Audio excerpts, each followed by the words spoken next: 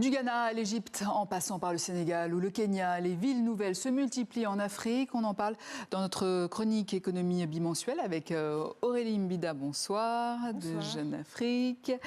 Ville privée, donc quartier fermé, capitale construite dans le désert. Ces projets promettent de répondre à l'explosion démographique urbaine. Mais construisent-ils vraiment des villes, Aurélie, ou seulement des infrastructures ?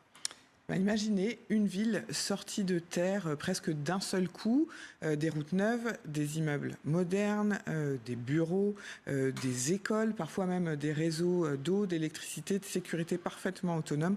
Ces projets se multiplient effectivement aujourd'hui sur le continent. Au Kenya, Tattoo City accueille déjà des habitants, des entreprises. Au Sénégal, on connaît Diamniadio avec ministères, stades et centres de conférences. En Égypte, une nouvelle capitale administrative de plusieurs dizaines de milliards de dollars est sortie du désert.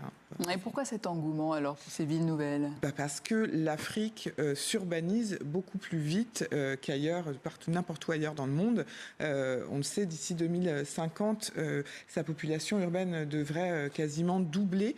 Donc les États cherchent tout simplement à désengorger des métropoles qui sont déjà bien chargées, de Nairobi, de Lagos, du Caire, tout en attirant quand même des investisseurs, des entreprises. Ces villes promettent une chose, des services qui fonctionnent, de l'eau, des routes, des transports, bref, ce que beaucoup de gens qui vivent en ville attendent. Alors pourquoi ces projets suscitent-ils autant de débats ? Parce que construire une ville, ça ne se résume pas à des bâtiments. L'architecte ivoirien Issa Diabaté le résume d'ailleurs très bien. On peut construire des infrastructures, mais cela ne suffit pas à faire naître une vie urbaine. Diamniadio, c'est un bon exemple. Les équipements sont là, mais la ville peine encore à attirer des habitants. Il y a certains quartiers qui restent peu animés. En Égypte, la nouvelle capitale impressionne par sa taille, elle est immense, mais beaucoup s'interrogent sur son accessibilité pour les populations.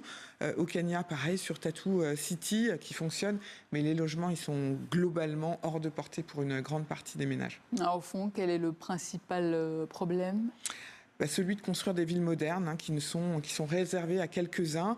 Au Ghana, Jeune Afrique racontait récemment comment une partie des élites vit déjà dans des quartiers privés où l'eau, l'électricité, les écoles et la sécurité sont assurées en dehors des services publics. Plusieurs chercheurs parlent désormais d'enclaves pour des nantis. Ils parlent aussi de citoyenneté fragmentée. Ça veut dire quoi ? Ça veut dire que le risque de voir émerger des villes à deux vitesses, celles qui disposent de tout et puis celles qui continuent à manquer de tout également. Donc quelle serait la formule magique pour que cela fonctionne et que les villes modernes répondent aux besoins de cette population galopante ?